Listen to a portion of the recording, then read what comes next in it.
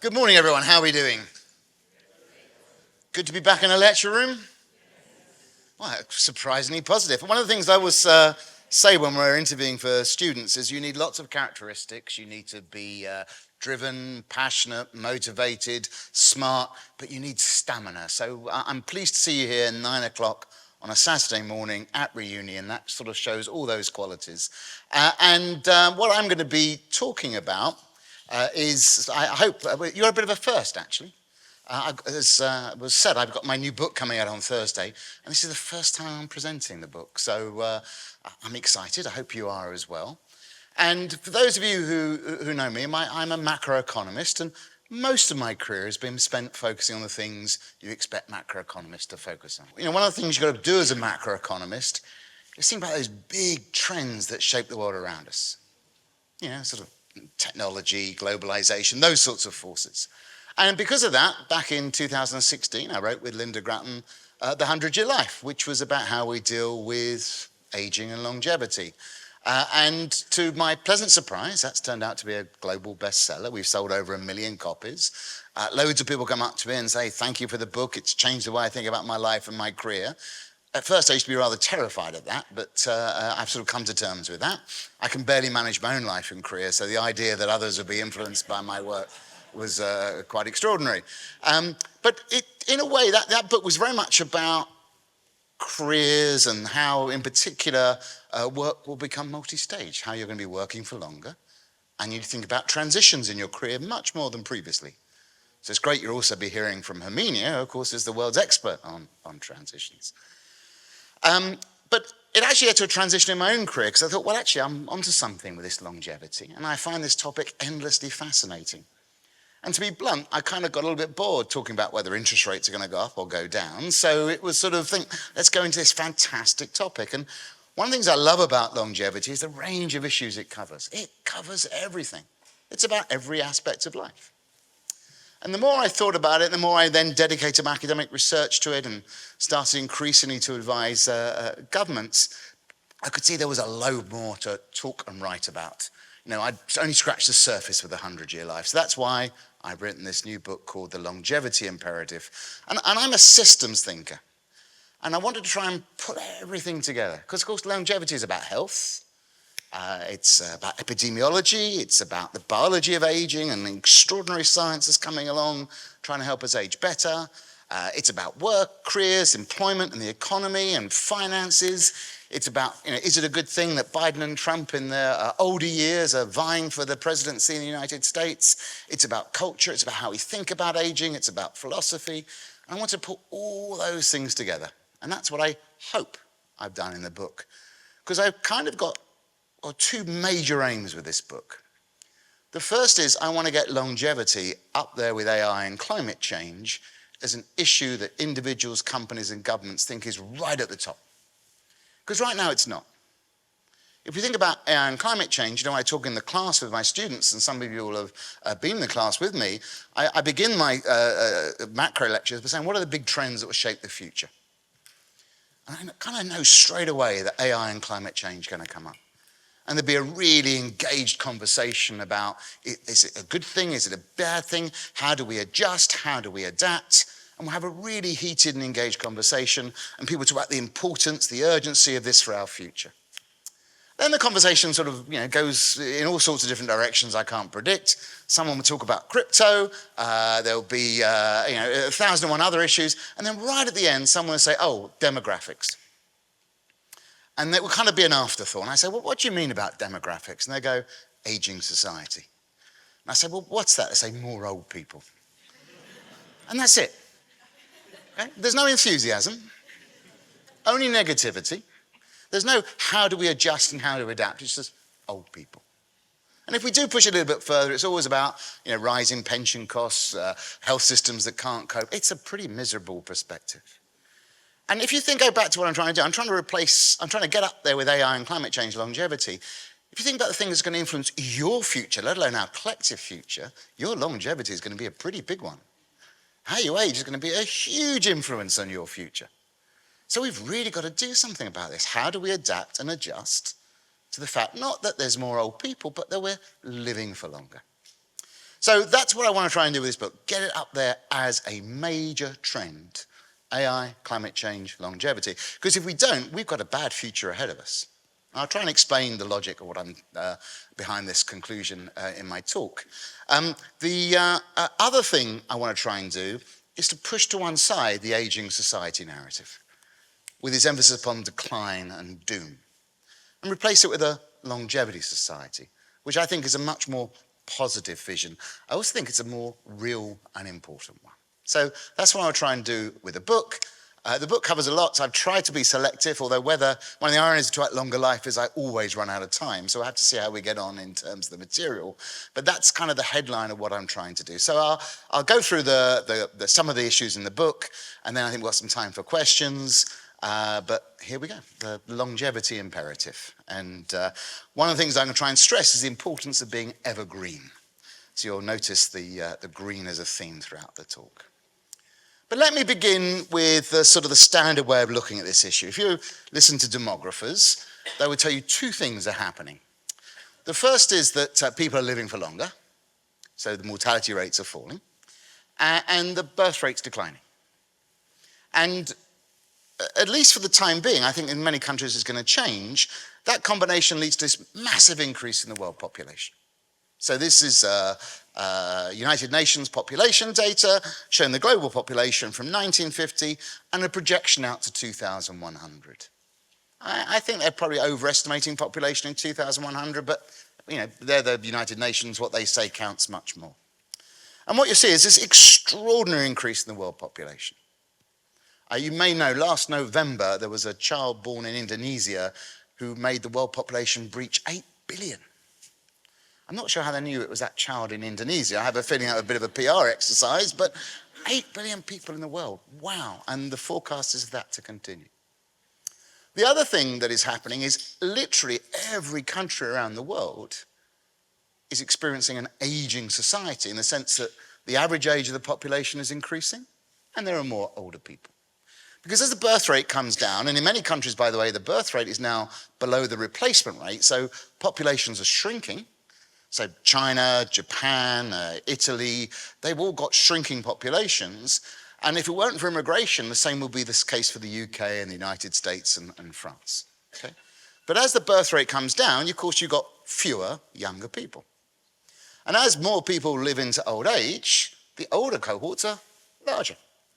So you've got very large older cohorts, you've got smaller younger cohorts, so you have more older people, and the average age is increasing. And in many countries, that phenomenon is sort of exaggerated because of the baby boomers. After the Second World War, between 45 and 64, there was a big increase in the birth rate, particularly in America.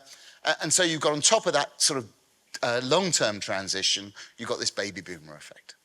And so if you look at this chart here, I'm 58, so I'm going to draw a line across at 60. Let's say people aged over 60 are old. You can see that the other really big change we've got is a massive increase in the number of older people and the proportion of older people. This is a phenomenon happening everywhere. And by the way, this is not a rich country problem. It's a global problem.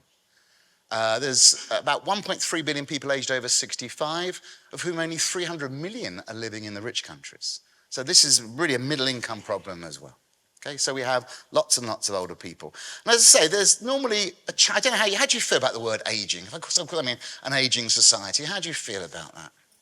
Do you go, yeah, fantastic. I mean, the word aging, and I'm going to try and talk about this, we're really messed up with the word aging. But no one sees it as a positive. I want to tell you, this is one of the greatest achievements of the 20th century. This is fewer children dying in their infant years. This is fewer parents snatched away in midlife and more grandparents meeting their grandchildren. Wow, that sounds good. Sounds better than the alternative. But we turn it into this problem of aging society. I'll be a little bit personal. I was born in London. I was born about 6 miles north from here. And in writing the book, I was just looking at demographic trends, and I thought I'd look at the most common age of death in the UK. Sorry to be sober on a Saturday morning. In the year that I was born, 1965. And the most common age of death in the UK in 1965 was 0, less than 1. Today it's 89. And the reason that's kind of personal is I was an identical twin, and my twin died in the first few days of life. And I didn't realize that was the most common age of death, that the grief my parents would have been experiencing wasn't actually that unusual, even in 1965. I don't think I'm that old. Wow, that's extraordinary. So this is a major change in life, and I think this is to be celebrated. But we always think of an aging society as a negative. And that's why I think we need to spin around. And you notice that what this is really focusing on is a change in the age structure of the population. There are more old people. I'm going to call that the aging society, a change in the age structure of the population. Now, behind this aging society story is a sort of Malthusian story. So Thomas Malthus wrote a very famous book in 1798. He was a school teacher, actually, Thomas Malthus, in Haileybury in Hertfordshire. And he's obsessed with population. So his students called him Pop. But Malthus wrote a really miserable book. And you can probably sort of see it from this quote here. Malthus basically said, population grows exponentially, but our resources grow linearly. So the population is always going to outgrow our ability to support it. We're going to run out of resources. We're going to have famines, we're going to have illness, we're going to have wars, and that will keep the population in check because our ability to breed exceeds our ability to support the population. And it is, I know economics is a dismal science, but wow, this is a dismal book. And he wrote it in 1798, just a few years before the world population reached 1 billion. Okay. Now, Malthus was very smart, because as an economic forecaster, I always tell my students, never give a number, never give a date. And he said, the world cannot support a very large population. It's 8 billion now. Malthus was writing about 1. He thought 1 billion was more than we could support. And the reason I talk about Malthus, because in the aging society story, there's a kind of echo of Malthus, which is we're living so long, we're going to outlive our resources. And that's going to lead to problems. It's going to lead to decaying societies, it's going to lead to illness and dementia and care homes, and a burden on society that's going to drag down our standard of living. So whereas Malthus was focusing on how our population was going to outgrow our resources, we now fear that an aging society will outburden our resources that we have available. So the question I want to ask is, well, how do we overcome Malthus's projections? And this is not to minimize the very real problems we've got with sustainability. It may be 8 billion is too many, although my own belief is if we live sustainably, we can support 8, 9, 10 billion. And if we're living unsustainably, then whether we have 8, 7 or 6 doesn't matter. That just determines how quickly the world goes to hell in a handcart. But how do we overcome Malthus's problem that we can't have a population of more than 1 billion? And how do we solve this overpopulation problem that he was worried about? And we did it basically through ingenuity, investment, innovation, and institutions. The Industrial Revolution came along. And that made everyone much more productive. Innovation happened, there was investment, and institutions to bring the best out of all of this. And that made us more productive.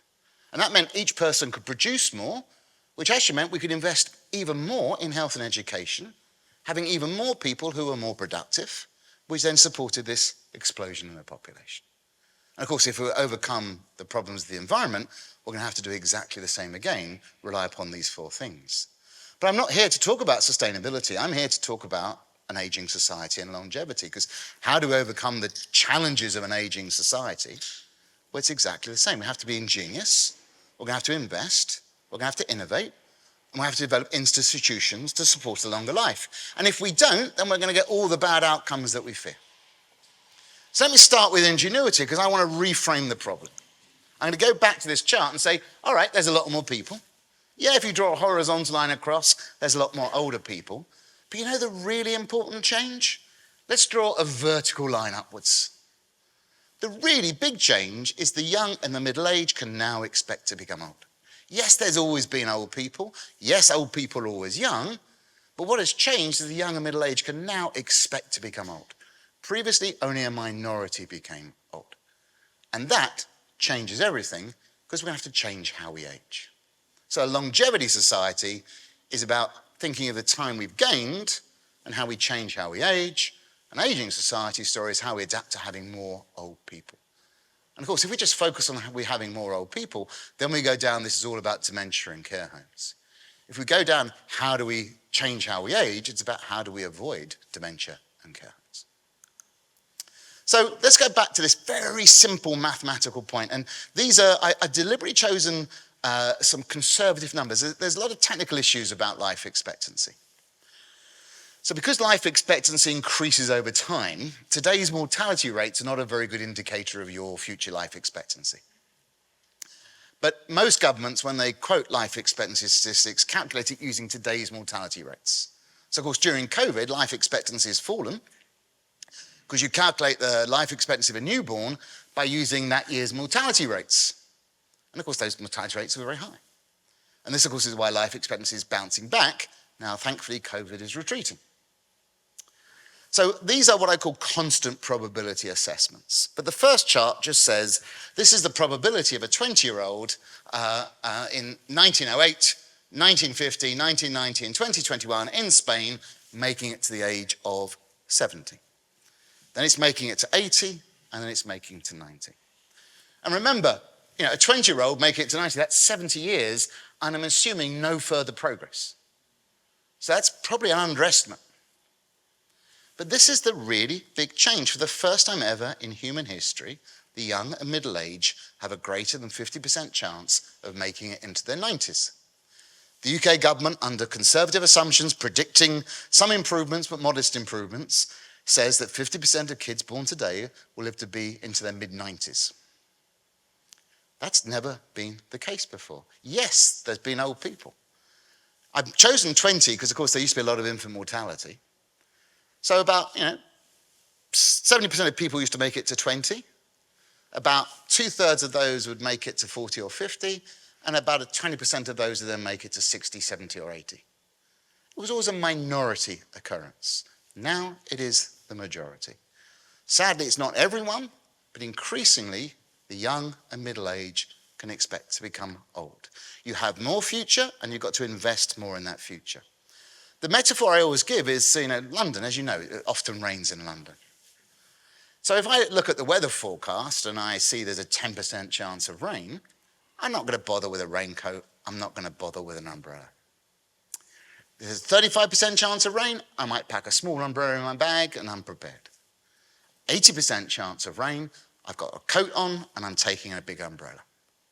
Why on earth am I talking about rainfall? Well, those probabilities match up with the probability of a Swedish 20-year-old making it to 80 in 1851, 1951, and today.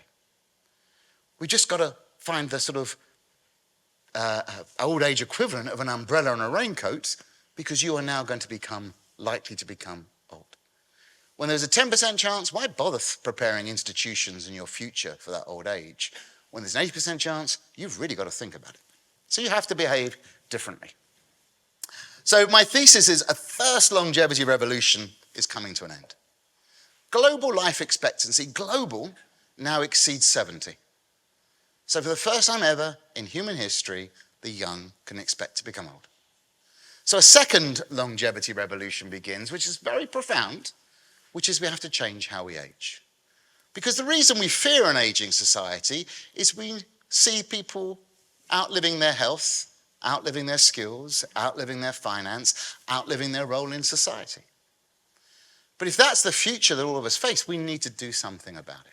We need to change how we age. And if we don't change how we age, then we get the very bleak thing that we all fear. I was teaching in the summer some Chinese business schools, actually in this room. And I was telling them about Chinese demographic data, which is very extreme. The Chinese birth rate is very low. So China has a dramatically aging population and a shrinking population. China's population is currently 1.3 billion. By about 2060, it's going to be 1 billion. 350 million fewer people. Another reason to worry about Chinese real estate, if you think about it. And of that 1 billion, 45% will be over 65. So I was talking to this MBA student. I said, how do you feel about that? They said, it's not great. I said, well, tell me, what is the problem with these older people? They say, well, they get ill, they need a pension, they don't work. And I said, and in 30 years' time, who are these old people? And they didn't get it. And then eventually, there was this sort of holy shit moment, which is like, this is your future. So every time you hear talk of an aging society, I want you to think, that's you. It's not the old person you see down the street. It is you. It's your future. Which is why, for the first time ever, the young can expect to become old, and we have to change how we age. So this is the longevity imperative. You are now likely to become old. We fear getting old, outliving our health, our wealth, our relationships, our sense of purpose and engagement. So what do you do now to support you aging well? And whilst it's true that you can act at any age, if you want to age well, don't wait till you're old to start aging well. It starts well before then. This is why I say this is a really new era for humanity, and I'll delve deeper in it. But you've got to be evergreen. Evergreen means relevant throughout every season, and that's what you've got to do. And the 100-Year Life emphasized that about careers, but it's about so much more. As far as society is concerned, we have to achieve a 3-dimensional longevity dividend. We already have longer lives. When 50% of kids born in the UK today can live into their 90s, we've kind of got long lives. I'll say later that maybe we're going to push that even further and further. But the really important thing is you've got to make sure those lives are healthy for longer. Because right now they're not. We extended living, but we haven't made us healthy for longer. So we've got to get health span to catch up with lifespan. And then the other thing we've got to do is we've got to pay for a longer life. We've got to be productive for longer. And that's really not very much about what we do with the retirement age. It's about how we remain productive. Raising the retirement age just forces you to work. It doesn't mean you've got a job or you're productive. So these are pretty profound changes because remember, we're not used to these long lives. Our health systems, our careers, our economy, our financial system, the products we buy are not aimed to support a healthy, productive, longer life. Everything has to change. So let me begin by health, and there's a lot of health and geroscience, which is fascinating. I spend a lot of time with scientists who think they're going to cure aging and make us live forever, which is really quite amazing. But this is some work I'm doing with David Bloom at Harvard, and what we're doing is looking at the global burden of disease. And I'll come back to disease a little bit later on, and we're looking at kind of when you get these diseases. And we classify them into 4 clusters. Aging-related, those are diseases that increase with age. Late adult, there are diseases that you get sort of 50 to 70 and then not afterwards or not before. Early adult, diseases that tend to peak in their incidence between 20 and 45. And then infant diseases, those that peak in early life.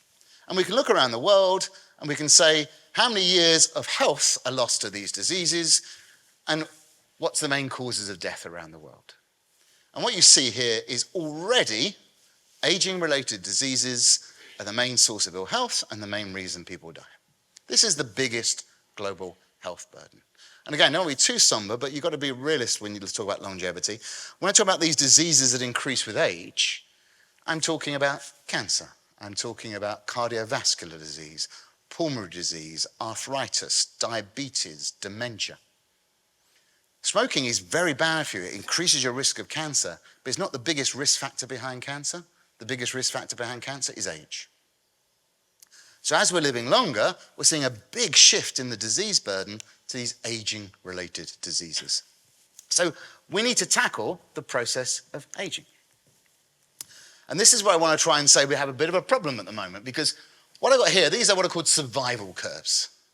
This is the probability of a child born in a particular year making it through to a certain age.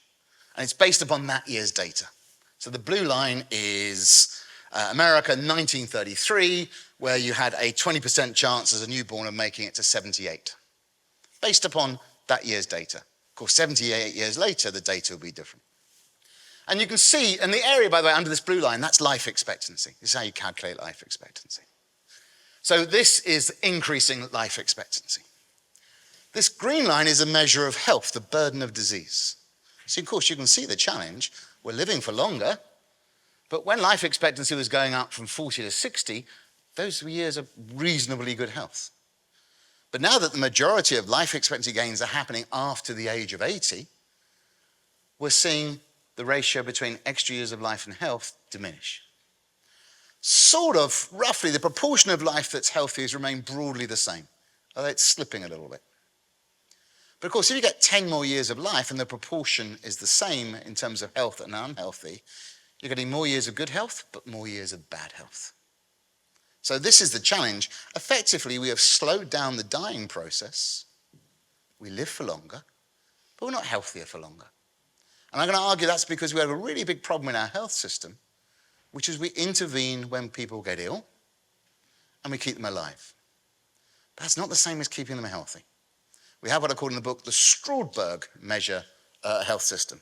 Strouldberg refers to Gulliver's Travels, where the Strouldbergs lived in the island of Lugnag, and they were humans who lived forever, but their health diminished. They had immortality, but they aged. And they were depressed their entire life because they knew what was coming. Okay? Those who weren't immortal were happier than the Strouldbergs because they knew that there was this terrible thing ahead of them. So that's what we have to avoid, but we have a medical system that is generating those outcomes. Now, one of the challenges, we focus upon diseases. It's wrong to think we have a health system that's focused on health. It's a disease system. Because when life expectancy was below 60, intervening with those early adult diseases, infant diseases, was a great thing to do. You're ill, come into hospital, I'll look after you, stay in a bed, all's good, I'll cure you. When you get aging-related diseases, that's a recipe for disaster.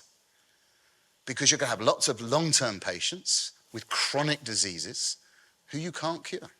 And the costs mount, you spend ever more money, and you're not actually generating good health outcomes.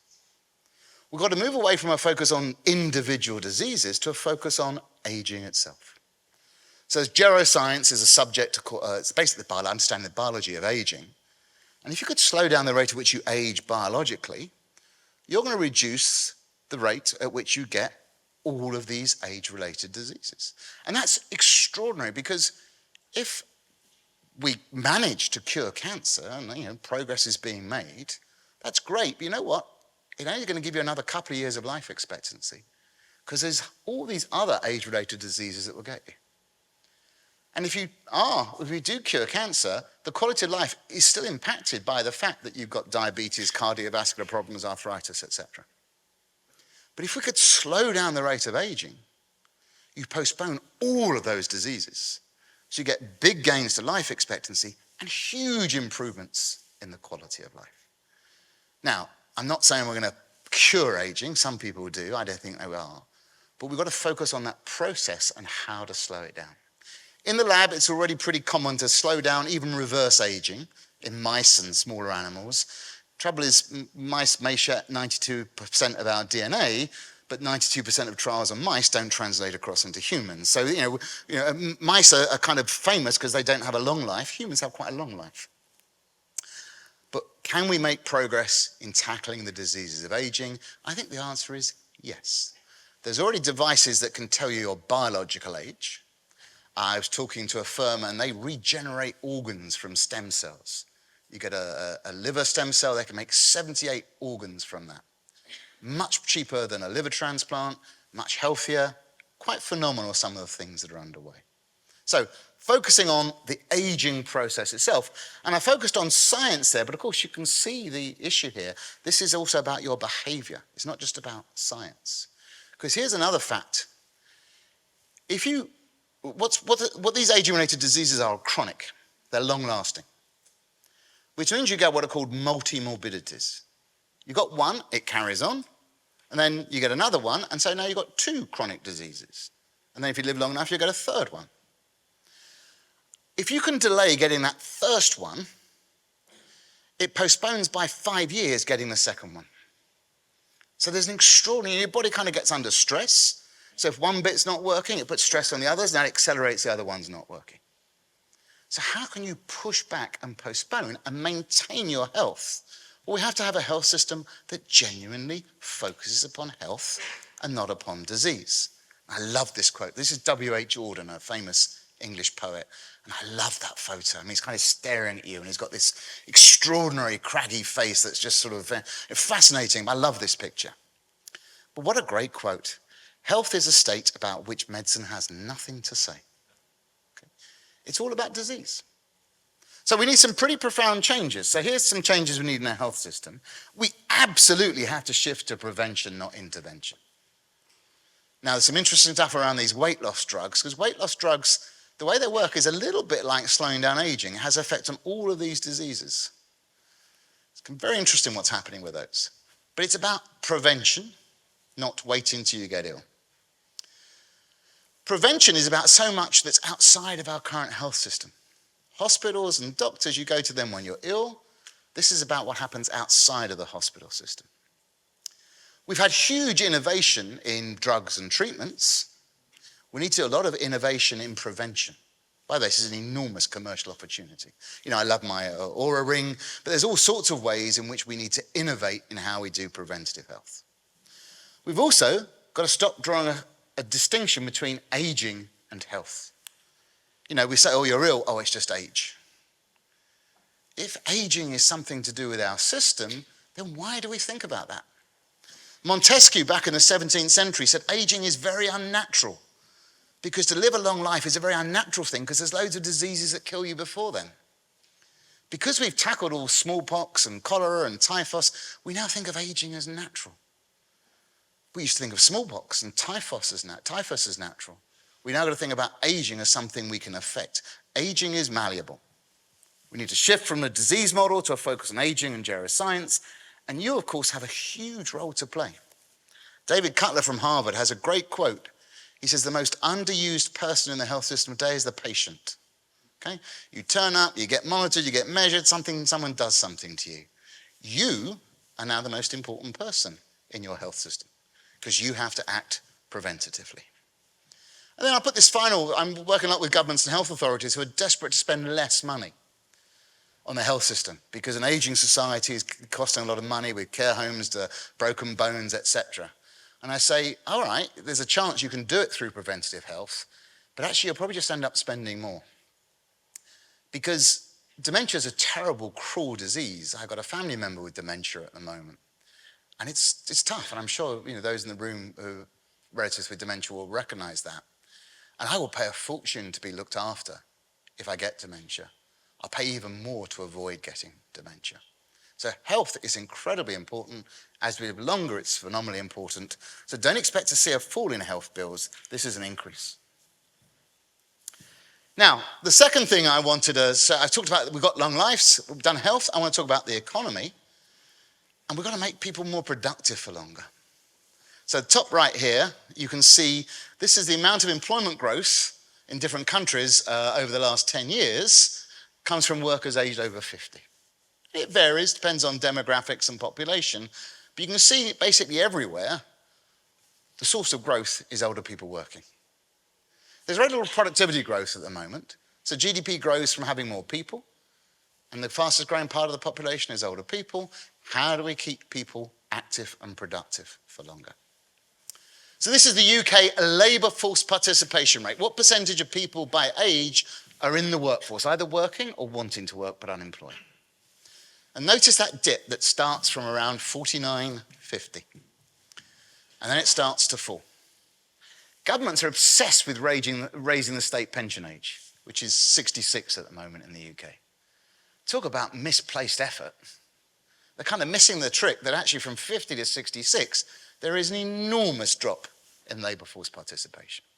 And from 50 onwards, people drop out of the labour market. A few lucky ones are wealthy enough, but most do it because they're ill, they've got to look after someone who's ill, their skills are declining, or their firm is ageist and thinks old people aren't productive. So we've got to try and raise that labour force participation rate from 50 to 66. I'm doing a lot of work in the UK government at the moment trying to make the case for preventative health. In the UK, there are 2.5 million people long-term unemployed because they're long-term ill. And a large number of those are over 50. This is how we get economic growth in a world of an ageing society. In an ageing society, health is a first-order macroeconomic effect. It's absolutely critical for growth. And of course, this links back to the 100-year life. I do like this quote from Venus Williams about career. You have to prove that you know what you're doing. You have to have longevity. You have to stick around. If you're living longer and working longer, how do you get that longevity? So, a bunch of things. First of all, beware that post-50s dip. Loads of people I know think, I'll be fine financially if I carry on working at 65, and then it hits you. It's hard to get, we have ageist policies, it's hard to get re-employed in your 50s. Not impossible, just harder. So you're going to have to think a little bit about how you manage your career. is your job age friendly? If you're a construction worker, it's very physical. It's not a job you can carry on doing for longer. So how can you shift into a job that will enable you to support it for longer? And then, of course, there's your skills and motivation. How do you update your skills and how do you update your motivation? I said, quite frankly, I was bored talking about whether interest rates go up or go down after 30 years. I was losing my motivation. So this is this multi-stage career that we talked about in the 100-year life. And of course, retirement is revised completely. In the 20th century, as life got longer, we took lots of leisure after retirement. Too much, I think, actually. What we're going to see now is the retirement age is going to increase. I'm going to take a lot more leisure this side of retirement. Some of that will be starting careers later, so mid-20s, for instance. Some of it will be working part-time. So retirement now is a multi-stage process. Often people work part-time. Or there may be stages in your life where you're part-time. Or you might take a sabbatical to reinvigorate or to manage and surf that transition to the next stage of your life. One of the things I'm trying to push, we've got to make retirement depend on healthy life expectancy. Governments at the moment are just raising it with life expectancy. That's a terrible thing. Because if you're ill, you can't work. And if we can give governments an incentive to make us healthy for longer, that sounds a great idea. Because it would certainly lead to a big change in our health systems. But we've also got to be careful here, because if you have a hierarchical system and you have more older people can be innovative, I have no doubt about that. But how do you get innovation happening from diversity? Because the evidence from science is pretty clear. If you've got age-diverse teams, they're great. You know, the most innovative scientific papers come from young researchers, but the most innovative, impactful research comes from those where you've got younger and older researchers. So how do you get an environment where people can speak freely and it's not hierarchical? Max Planck, the famous scientist, said once that science advances one funeral at a time. It's only when the old guys get out of the way that the new ideas come through. We've got to avoid that. And the reason that's important, I did some work with Darren Acemoglu and David Alter at MIT on the American labour market, and actually it's working out pretty well for older workers. There's definite ageism and discrimination, but what's happening is that not that older people working for longer is creating unemployment amongst young, that's not what's happening, but it's changing career paths. It's changing what occupations people get and what stage they are at different stages of their career. And the obvious example here I always give is King Charles, of course, had to wait till he was 73 before he took over to be the monarch. I'll touch briefly upon finances. If you're living a long life, how do you finance it? Saving is unlikely to be the solution. Let me tell you why. The following are equivalent in terms of preparing for your retirement. Saving over the next 40 years, an extra 1% every year. So rather than 10% of your income, save 11% of your income. Or working an additional 6 months. Which do you prefer? 40 years of saving an extra 1% or working an additional 6 months? What do you reckon? But there's no right or wrong answer. They're both the same. Which do you prefer? So I think I get a difference of opinion, which is absolutely fine.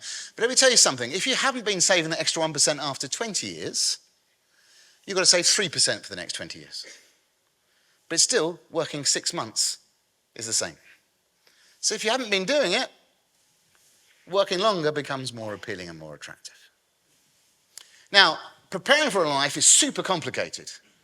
Because I know you're young and probably not thinking about retirement yet, but knowing how much money you need is a complicated thing because it depends upon what's my expenses going to be when I'm old, how long will I live for, what rate of return will I get on my assets, and there is no simple answer to that. So this makes personal finance much more complicated, and as I've emphasized here, remember it's personal finance, it's your plan. It's about the life you want to lead. I always tell everyone, as soon as you can tell how good a financial advisor is by how quickly they get out the brochures saying, hey, you need to save more. Because saving may not be the solution to the life that you want. Dealing with all those uncertainties means that investing in your human capital remains key. Because one way you don't run out of money is if you can always earn it. So what does investing on human capital mean? Well, of course, it's going to be about skills and lifelong learning, as well as health and other things as well. But the best way to ensure you can finance a longer life is going to be about investing in human capital. So congratulations from being an alumni from LBS. There's enormous financial opportunities here. I'll just touch on one of them, living insurance. We've got life insurance. Life insurance took a while to get going. It was subject to lots of fraud, etc. But life insurance basically says if you die early, your family is financially secure. We've got a new problem now, which is you may live a very long time. Again, I talk about this too much, perhaps it's morbid, but very few people die at the average life expectancy. Only about 2% of people die on the average. So there's a really big risk of outliving. Most people outlive the average, by the way. The median is greater than the average. So how can you finance that? So 50% of kids born today will live to mid-90s, but 10% are going to make it to over 100. How do you finance that uncertainty? Because you don't want to sort of leave a lot of money unspent. So providing insurance for dealing with that is going to be a huge issue, as well as providing insurance for what might be expensive healthcare to keep you healthier for longer. Which brings me on to the other part of this business plan. It's basically two parts here if you think about businesses. The workforce, how do I keep in work older workers? How do I recruit them at different stages of their career? How do I support younger workers? How do I make the career path more flexible? All the stuff we talked about in the 100-Year Life. There's also the product space. I've talked already about preventative health being huge. I've talked about financing, but there's so many other things. And there's a lot of talk of a silver society, but I want to talk about the evergreen economy. The silver society is basically a positive take on the aging society. It says, oh, there's all these old people, you can sell them stuff. Look at the explosion in care homes. In Japan, there's more adult diapers sold than baby diapers, like cash in. Wow. One of the best things I've ever seen is sort of showing how wrong this is based on the notion that everyone over 65 is the same. And I can tell you, very few people over 65 think they're old, and they all age in a very diverse way. 65 plus is an incredibly heterogeneous, diverse group of people. You can literally be running the 100 meters age 100 or in a wheelchair at 50. So the evergreen economy, I think, is a different take on the silver economy. A large baby food company once said, hey, we've got not many kids now. There's loads of older people. Let's repackage our baby food for older people. Older people, they don't have teeth, they don't like taste, they can just pour out this gloop. So I produced a tin with a picture of a happy older person spooning this food in. Absolute disaster. Why? Because older people like fun. Older people are just like everybody else. They want something that's going to be entertaining, meaningful, and purposeful. So if you think of the silver economy as those horrible, big alarms that go off when people fall, and those ugly clothing, you're going to miss this market completely. And the biggest market of all is how to remain evergreen.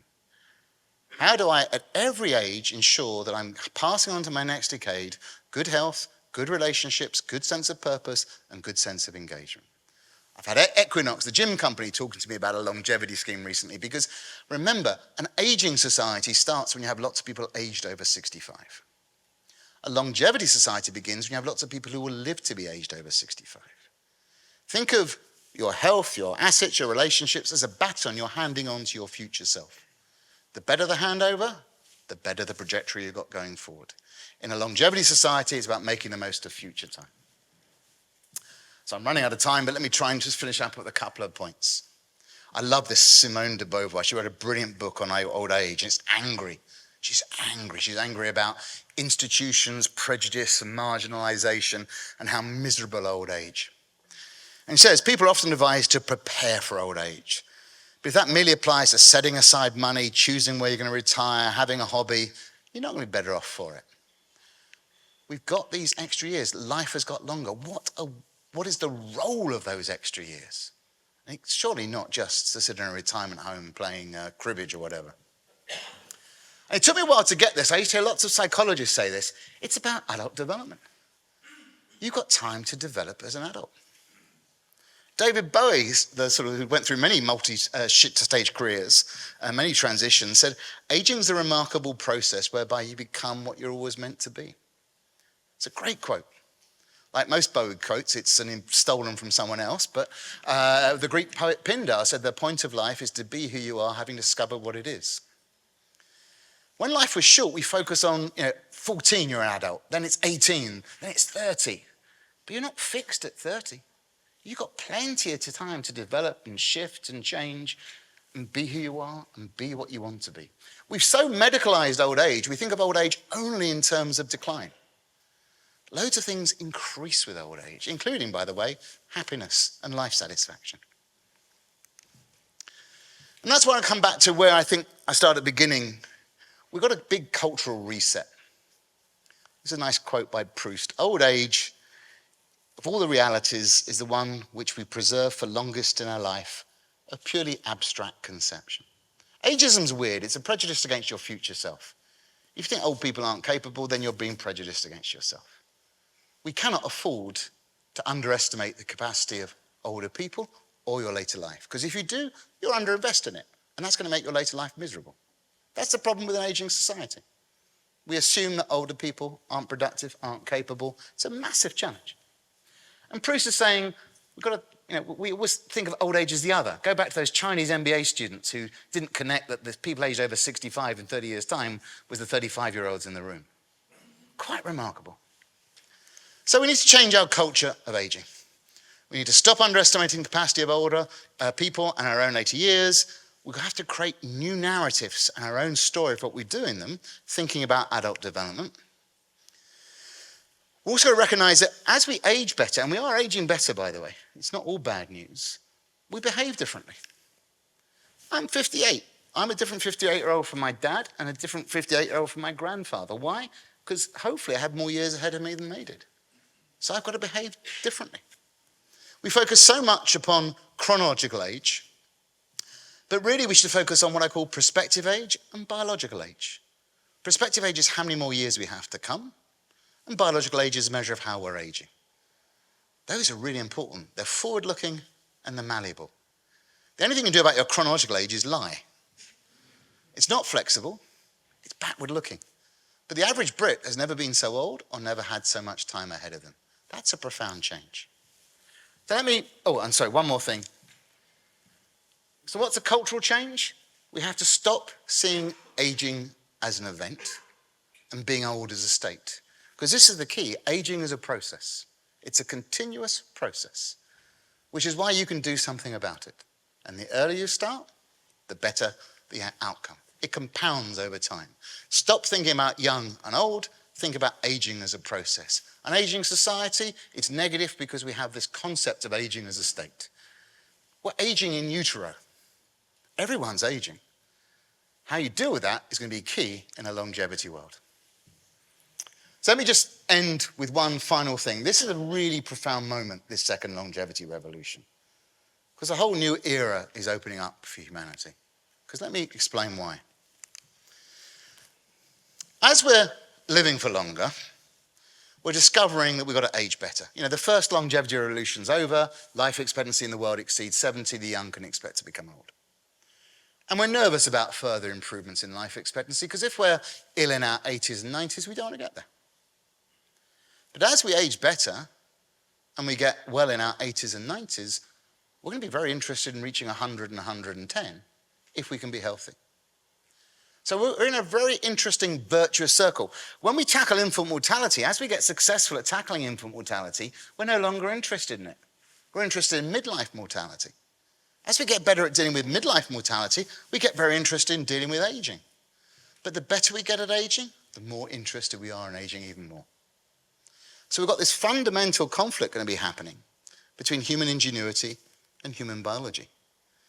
If those geroscientists find a way to help us age better, it could lead to a very profound change, not just changes in how we age, but really how long we live for. So, will we live to 150? Will we live to 200? I have no idea. It's not going to happen anytime soon. But this is a new era for humanity. And let me just end with one final point. I love this topic because it's about an aggregate trend. But it's about you as an individual. And 80%, 20%, let me tell you what that is. 20% about how you age is genetic, about your family and what you inherit. 80% is your behavior and your environment. Wow, you are the most important person who's going to influence your future. And so I'll just end by, what are you going to do to be evergreen? 80% of how you age is your behavior and your environment. You've got to age differently from past generations because you have more time ahead of you. So thank you very much. I hope you enjoyed the book. By the way, there is going to be a book signing back on campus later on, but you've heard all about the book, so you don't need to buy it. But I will be signing it later. Thank you.